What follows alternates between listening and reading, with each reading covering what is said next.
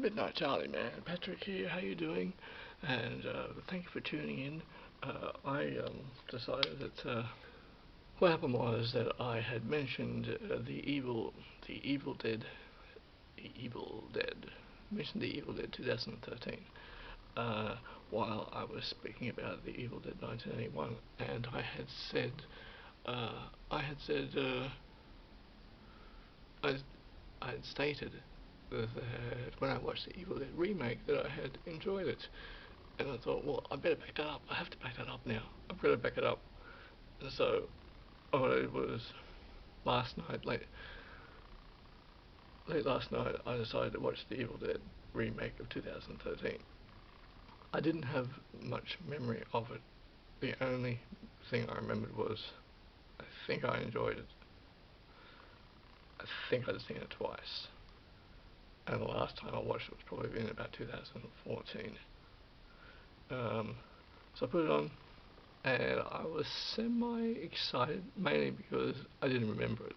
And then as soon as it started, I'm like, oh, I remember this. I remember it. And then I was thinking, oh, I actually said good things about this while I was speaking about The Evil Dead 1981. And I'm at the, where am I? So this also is on my glass on. This is all. I'm at the 36-minute mark, and I'm at the 36-minute mark. And a few minutes ago, the guy he's in the car. He gets to the shore where the river is, and he says, "Oh," he says, "I can't believe this is happening." And I'm thinking, yeah, I can't believe I'm watching this movie either. I can't believe I'm watching this bloody awful movie. She says her burns are the obnoxious nurse. She says her burns are serious, second and third degree. It's like, yeah, yeah, okay. And he said, and the guy says, this is so wrong. I'm like, yeah, it's so wrong. This whole movie is so wrong. Everything about this is so wrong. Actually, I call this unpleasantries because uh, the first 4 minutes of this movie felt like unpleasantries when these four people, they meet together at this cabin, and they're all obnoxious, and they're all angry because a couple of them have been waiting there all day, and the brother hasn't turned up. Oh, the brothers, someone has turned up there early, and they're all waiting for this one other person to get there, and they've been waiting hours and hours and hours, and they exchange unpleasantries. And I thought, well, this was called the movie Unpleasantries. So from the get-go of this, it's not entertaining. These characters don't present anything that's likable, and the aesthetics of this movie are flat and uh, flat and grey. There's nothing that stands out. There's nothing that perks up about this movie. Um, there is like one scene where there's a camera angle which I thought was interesting. Nothing stands out about this. Everything is flat, and it is not engaging. In fact, actually, I found to compare the two. I found quite a few. There's quite a few things about the original which are quite more interesting. And one thing about the original is one thing I don't know if I think I neglected to mention this in my night in the Evil Dead video I put up yesterday. I think I neglected to mention this, that when that demon is banging on the door, that's kind of funny. And there's a few funny moments in in the original. And there's no funny moments in this. I'm at the 30s. I got to the 34-minute mark about 1:30 this morning, and I thought, am I going to persist with this? With this? Am I going to persist? Am I going to persist? Am I going to persist with this? I thought, okay. Well, there's no character development. there's no depth. There's no depth. And this, this preppy guy, and I suppose that if he had a few more lines, if there was a bit more to it, he might become likable. The dialogue they're given is dreadful, and this movie has a lot of grays in it, many flat tones, and I know that they're trying to present an atmosphere which is... when the guy's bashing on the bathroom door, all it does is give me anxiety. It's like bashing on the bathroom door, and this African American nurse, I don't know if this girl, the girl with the dark hair, this nurse, comes out one point, she says, I got everything under control, there's no point taking her to a hospital, it's no use.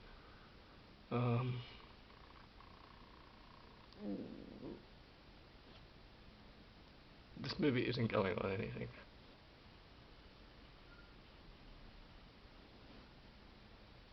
And the scene where she got the hammer with the dog, it doesn't work for me. Ultra violence in the movie doesn't work for me. Never has done. Which is why I don't like the Rob Zombie's Halloween movies. Way over the top violence. I digress a little bit. Anything worth pointing out more about this tragedy of a movie? I'm going to press play now and continue on. I just thought I'll stop at this point here just to make a few remarks and make a few comments. I'm going to press play now. Oh, it's like so far away. Okay, I'm going to watch the rest of it now. Maybe it'll get better. Is that better? Man Black.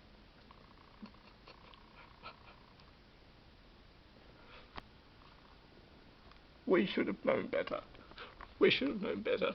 We've been following your lead since we got here. We should have left since the moment we got here. We shouldn't have stayed. Really? Oh, it burns. It burns. It burns. Oh, different movie. I threw water on it. Yeah. And she wrecked it. It was not blessed. The water, it was not holy water, it was not blessed water, and she reacted as though it was. Oh, wait, different movie.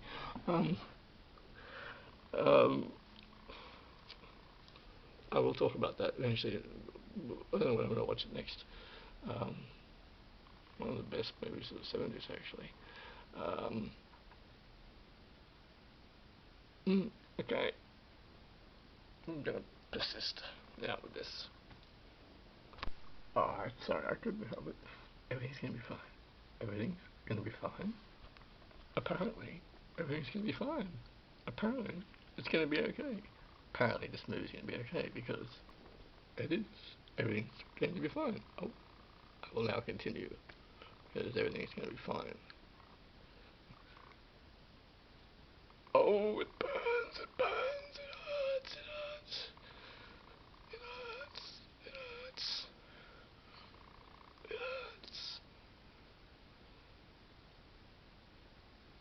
I threw water on her. She reacted, but it was holy water. The water was unblessed. Oh my, this is turning into comedy. I didn't realise that would be the next line. He says, I don't know if you've noticed this, but everything is getting worse since we got here. Everything is getting worse by the second. You think?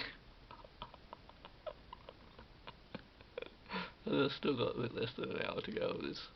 Oh, yes. I don't know if you've noticed, but things are getting worse. Oh, yes, they are.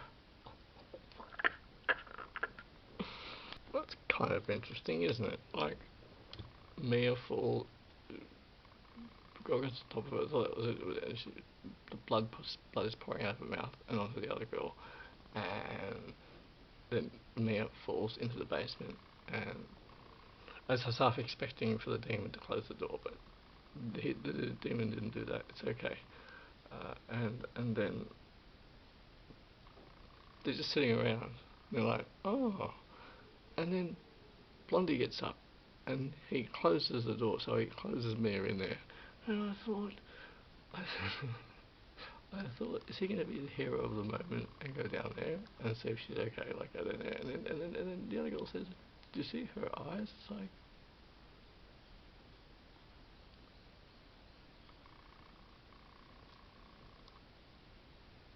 oh, it hurts, it burns, it burns, it burns. And now he just locked her in there. Yeah, that makes sense. Lock her in there. Don't go down and try to rescue her or save her. Lock her in there. Keep her in there. You're locked in there. Yeah. Oh, also what's happened with this movie is they presented the script to these actors. But most, I think some of them are first timers. They've probably got some previous credits. Most usually have previous credits. Uh, They've made movies before this. They've probably made TV shows before this. They probably have. Now, the thing is, the script has been presented to them, and they said, look, what we're going to do is we're going to do all this kind of different camera work. We're going to do all these different shots, and it's going to be very exciting. And it's just like, oh yeah, okay. And so what happens? They made this movie, and then the actors see it for the first time. I think maybe they've been a little bit impressed by it. You know, oh, I got a job. You know, we made the movie. And then a decade later, they look back on it and think, oh, fucking hell. Maybe they think that. I would think that. And the problem is, with most of the shots in this movie, the camera's moving out like this, or the camera's moving the camera across like this. And they're thinking, okay, so we've got this dialogue, which is fairly awful. Really mundane dialogue. But we're going to do these, we're going to incorporate these very fancy, unnecessary camera angles to rev the movie up, to give it a boost, and all I'm saying is completely unnecessary, not completely drone-like. In 2014, the drone-like effect wasn't being used yet. That didn't come into play until about 2017. Fucking annoying drone shots. Um, um, they're not in this. They hadn't come into play yet. Totally totally unnecessary camera shots and angles in this. And okay, I'm gonna continue with it. I'm gonna continue with it because shit, Mayor's down there. He's closed the door. I wonder what happens next. I wonder what happens next. Well, give her another shot. Sounds like she's hitting her. This is like 10 seconds later. Sounds like she's hitting herself against something. Really? She's been, like, possessed. You've locked her in the basement. You've shut the door on her. Sounds like she's hitting herself on something. Oh, the pain. Pain of watching this movie. Should we give her another shot? Oh.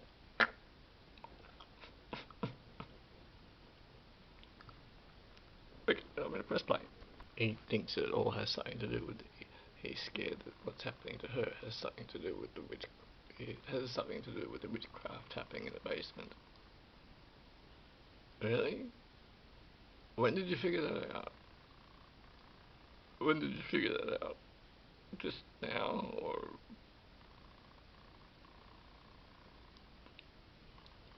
Okay. So I'm shed some light on the situation. Um, I'm at the 45-minute mark, and the toilet scene just happened where he kills the girl, and I'm thinking, I've got 40, I've got 45 minutes left of this. I'm thinking, if I don't sit through the rest of it, do I miss much? I mean, do I miss much? And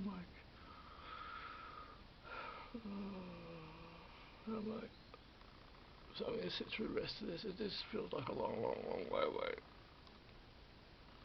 And, oh, it's a bit painful. So I was like, Am I gonna miss much? Ooh.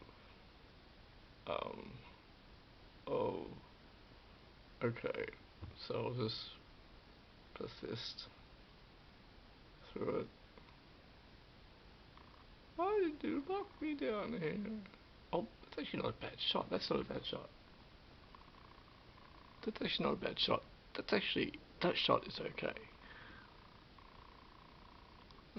Okay. Oh, I'm gonna continue it. Alright. So, don't miss much. Don't miss much. Don't miss much. And it reminded me of something. It actually kind of later reminded me of something. I thought, oh, what should I do about this? Actually, by the way, that's not a bad shot. That is actually not a bad shot. And if only they could maintain some kind of engaging momentum with this movie. Don't miss much. Don't miss much. And I thought, what I talk about? I thought, well, actually, it's not really related to this. And I thought, oh, fuck it. Do you want to hear a story? Do you want to hear a story? Because I'm probably not going to talk about the movie anyway. I'm probably not going to review it because I don't like the movie. I remember the premiere for Mad Max Fury Road. Have you seen Mad Max Fury Road? The premiere for it happened in Sydney. It wasn't a premiere. I went to see it the first day it opened, and I went to see it at Dendy Cinema.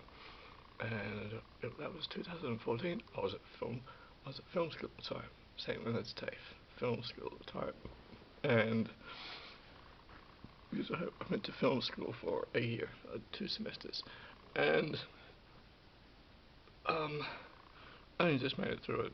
It was extremely challenging. Got through it. Very good teachers. So I survived. I survived film school, and I went into film school so obnoxiously, thinking I knew everything, and I didn't know anything. And now now I know this much. What was I gonna say? The night I went to see Mad Max Fury Road, packed cinema, and literally the movie starts, and there's a couple of guys who are sitting directly in front of me. Now, as the movie starts, this guy gets up, and that can be annoying. I'm like, the movie just fucking sit out. The movie just started, fucking sit down. He gets up, he leaves, he comes back literally a minute later.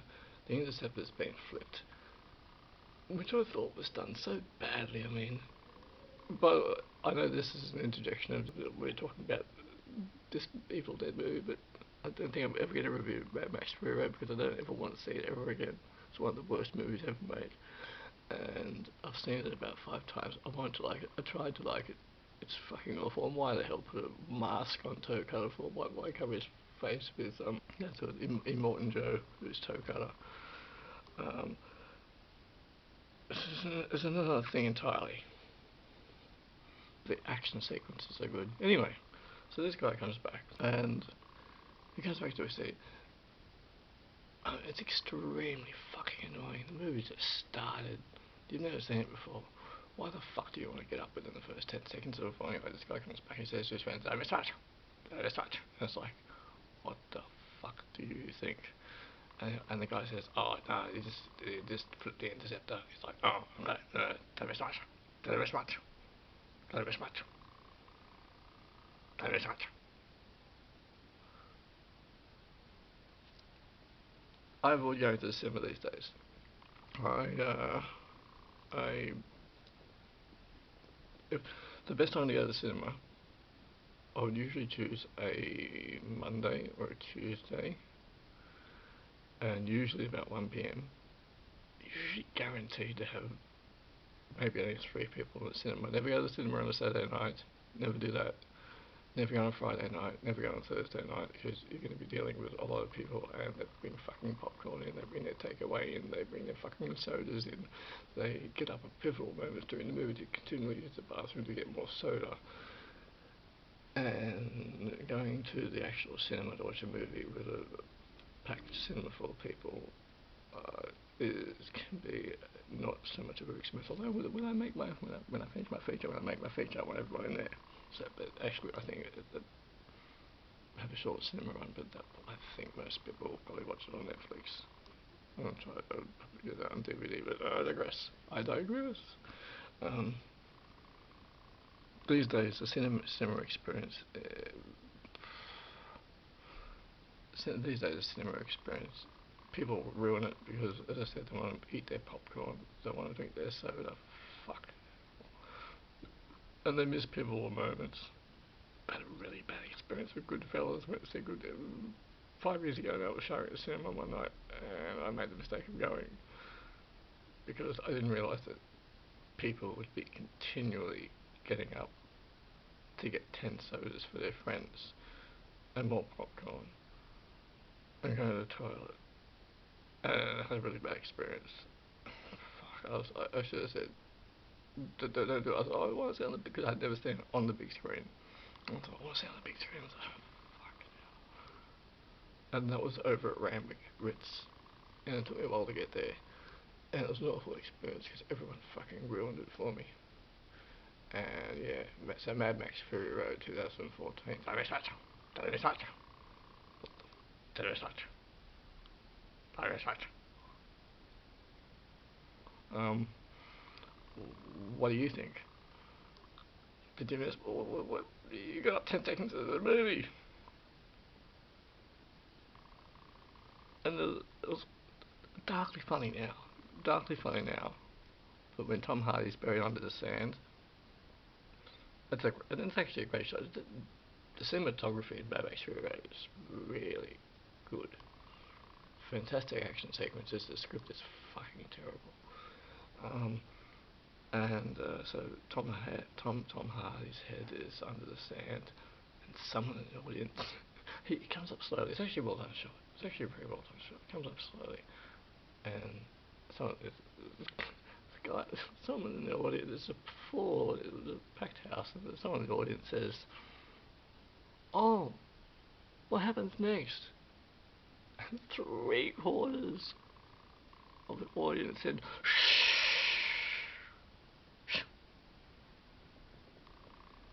Looking back now, that was really funny. But I miss much. I miss much. I miss much. I'm going to continue with this. I'm going to persist with this. I've got 40 minutes to go.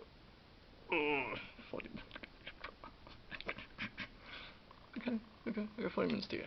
Let's see if I can get through it. There are some very interesting oxymoron moments in this. He says, if we don't do something by this saying here. He says, if we don't do something by then, if we don't do something now, we're all going to be dead by then. It's called the Evil Dead. I've just been reminiscing on audience experiences, and I tell you that it was about 2017 when I was down to see Goodfellas at the Randwick Ritz, and my instincts told me not to go. It just told me not to go. But so my camera completely ran out of memory just before. That's so delightful when that happens. We even get a flashback to The Exorcist. We get a nod to The Exorcist. I think it's in a few moments.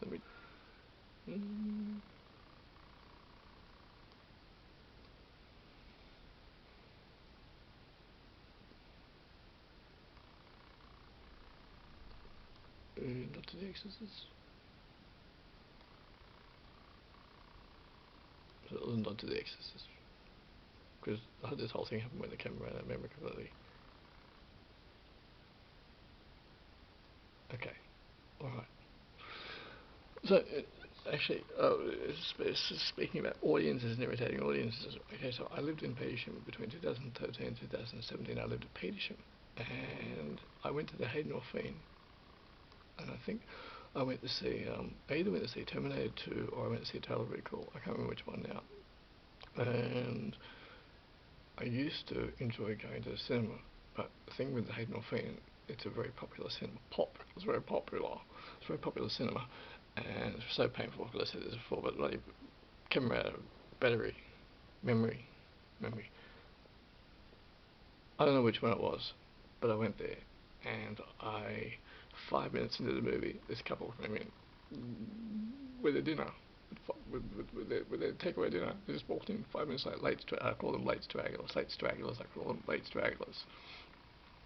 They walked in 5 minutes after the movie started, and they sat down about 4 rows down from me, and they just start opening their tubs of film. I'm like, oh, hey, don't mind me, don't mind us, just go for it. And they did. They packed in. They went for it. Hey, don't mind me. There's a movie here that I'm trying to watch. You go for it. You're hungry. You eat. Go eat. Don't. It's okay. It's totally okay.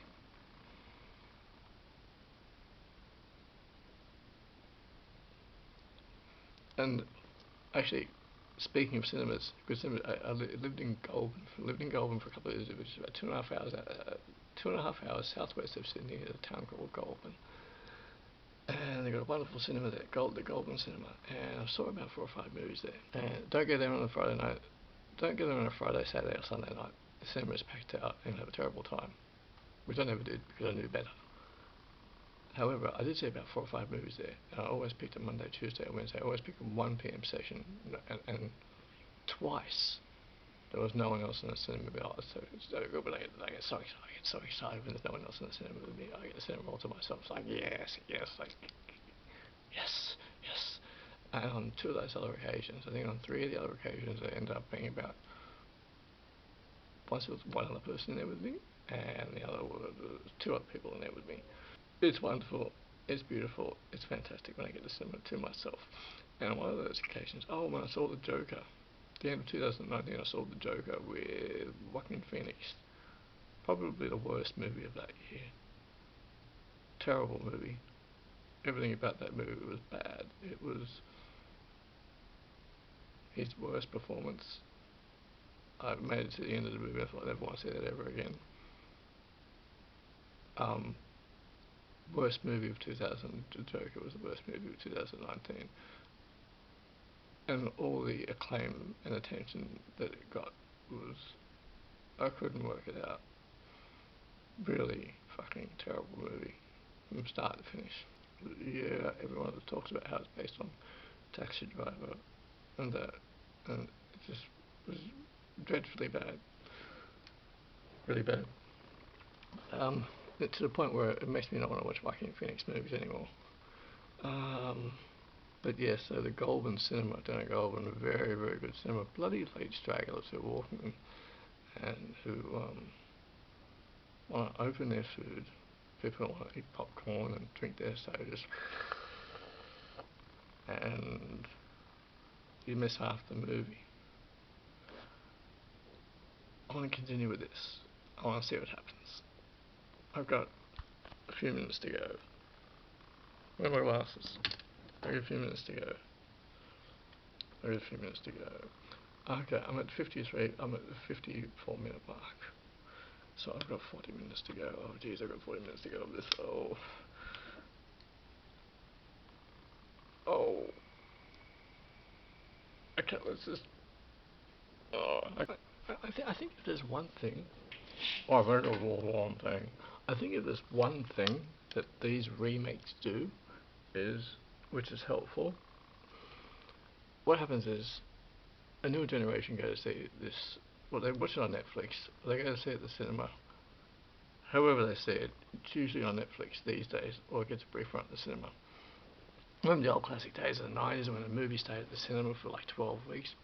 They were the good old days. I tell you, they were the good old days. Now, the one benefit of one thing that comes out of these remakes is a newer generation, people who didn't grow up in the 80s or whatnot, they didn't see these movies, and they see it, and they see this and they think, oh, okay, that was interesting, and then they go home and they look it up and they're like, oh, it's a remake, and then so they actually go back to the original. Now, I said terrible things about it. I did not like the original, but however, if I had a choice, if someone said you better watch the Evil Dead, I'll watch the original over this. I would definitely take the original over this because there was some very interesting moments in it. Even that smoke in the original, the smoke was a character unto itself. And so I think if anything, they see the remake and they go and they chase down the original. They go and watch the original, and then from there they go watch other originals from the 80s. And so if anything, this does motivate. I think would motivate people to go watch the original. Even though I don't like the original, it's still the original is more. The original is far more engaging than this. Even though I don't like the original, this introduces people back to this will introduce people back to the 80s and to other movies of the 80s and even of the 70s. I think that's one thing that it does have going for it. This movie is also extremely unbalanced in that it starts off grey and bleak, which is, yes, that's the premise to setting up a horror, this particular horror movie. Grey, bleak, flat. I'm going to continue watching it. I'm just going to continue. I'm going to get through. I'll get through it. I'm going to get through this. Oh my gosh. I'm going to get through it. I'll get through it. I'll get through it. I'll get through it. Oh, I'll get through it. I'll get through it. I thought that was a bit funny. He says, don't you worry, we're going to be fine. He says, we're going to put a stop to this. He says, I'm going to put a stop to this. It's going to be fine. Oh, that's so fucking funny. He says, I'm going to put a stop to this. Don't you worry about it. It's going to be okay. I'm going to put a stop to this. We're going to put a stop to this. Okay? Really? Are you?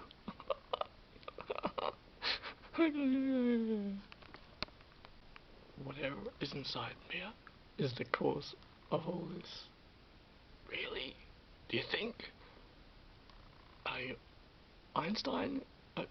Really? I mean, that hurts a bit. Whatever is inside Mia is causing all of this.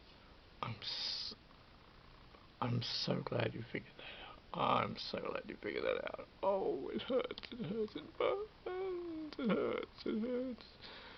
Whatever is inside Mia has caused all this. I'm so glad they figured that out. That's really great that they figured that out. Oh, it hurts. Hello there. I survived, only just. Oh, I made it through. I'm on the end credits. This was in my archives, in my external hard drive, as I played through VLC. I did not mention that before. I've got my light now because my battery's been charging, so I've got this lounge room light, curtains open, and this light here. Lighting is important. Now, I got to the, what was it, the 109 mark. It was about the 109 mark, and he buries Mia, and then she starts speaking to him, and I thought that part was interesting. That scene was interesting. These remakes, I find them very depressing. I find them very, very depressing. There's nothing to connect to. It's almost like they remind me of new metal. New metal makes me feel depressed, and it was a very different scene, and it's also very different music. And these remakes have this bleakness about them, and the horror of yesteryear did have a bleakness, but not the same kind of. This bleakness is depressing because these new movies, these remakes have no heart to them. They're not compelling. The power of Christ compels you. The power of Christ compels you. The power of Christ compels you. The power of Christ compels you. The power. Oh, wrong movie. Wrong movie. Wrong movie. The power of Christ compels you. Different movie.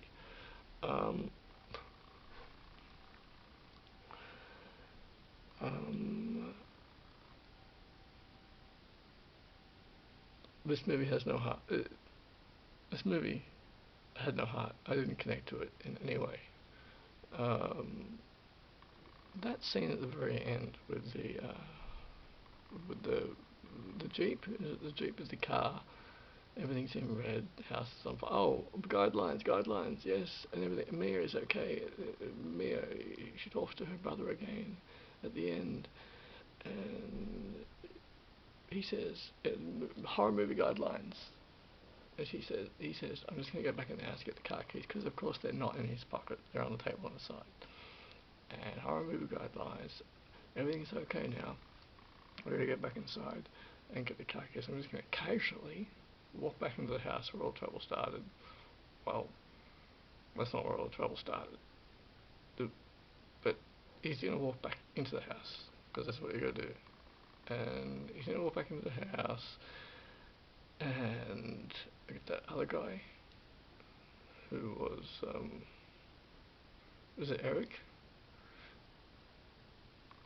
He's going to be there and waiting to attack, because that's what happens. That's what has to happen now. Walks casually back into the house to retrieve the car keys, and he's going to meet trouble, because that's what happens. Oh, it hurts. That scene with the Jeep was, I thought, oh look, this is interesting, this is okay, but then it turned into extreme violence. I don't like extreme violence in movies. I think it's completely unnecessary. And I think Rob Zombie did it to the most extreme and to the most unnecessary level. And what I thought could have been was an interesting scene turned out to over the top, excessive over the top. The one thing that anyone can get from this movie is the motivation to go back to the original, and the motivation to go back. A newer generation who watches this and then thinks, okay, what's the original like? What's the 80s? I want to check out more 1980s movies or 70s movies. So this can be a gateway to that. And I think that's the only benefit that can be. The only benefit that you can get from this movie is that you want to go back and look at the original. And I'm not intending to watch the Evil Dead ever again, but the original has some qualities to it. The original has some interesting things about it. Even though I don't like it, it still has some interesting things about it. Oh, and the remake I did like, Texas Chainsaw Massacre 2003. But last time I saw it, I thought, I don't ever want to say this again, because one of the characters in it started to irritate me quite a bit. But the remake was extremely well done. Texas Chainsaw Massacre 2003, that remake is extremely well done. I've seen it numerous times. And Texas Chainsaw, the beginning, R. Lee Ermey, oh, R. Lee Ermey, he makes the movie. How about that, eh? Now we've both got something in common.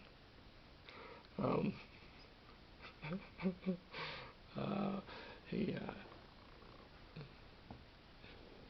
okay, well, if the sheriff's off getting drunk, then why should we care? If the sheriff wants to get drunk, look, so, where is the sheriff? Getting drunk. Oh, okay, well, if the sheriff's off getting drunk, then why should we care? So, yeah, uncompelling, no heart to this movie. I got through it, that's it. That's it. Go back to the originals of the 1980s.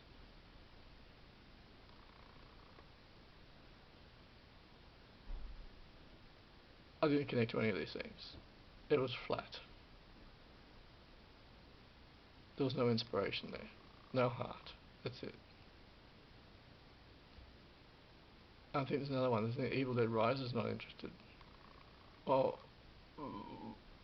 I could watch it one day just to see what they do with it. Okay, so if you got this far, thanks for listening. I really appreciate it. Thanks for listening.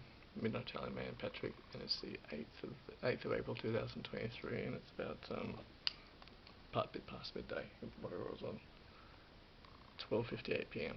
So thanks for listening. If you got this far, I really do appreciate it. Hope you found some of the things I had to say were remotely interesting. That's really terrific. And it's like a spoof to me. It's like they had no grit. No grit. My goodness. And I knew that from how do I know when a movie has no grip from scene one, the beginning, when it starts? Because it started off,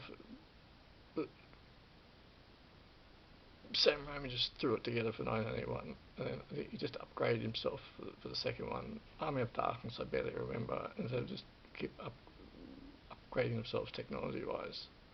So let's just get more elaborate and more elaborate and more elaborate and more elaborate. Sometimes the more elaborate you get, less heart that you have with certain things. Anyway, alright, Midnight Charlie Man, and thanks for listening. I appreciate it. Put your comments down below, tell me what you think. Thanks for listening. Thanks for watching. Thank you.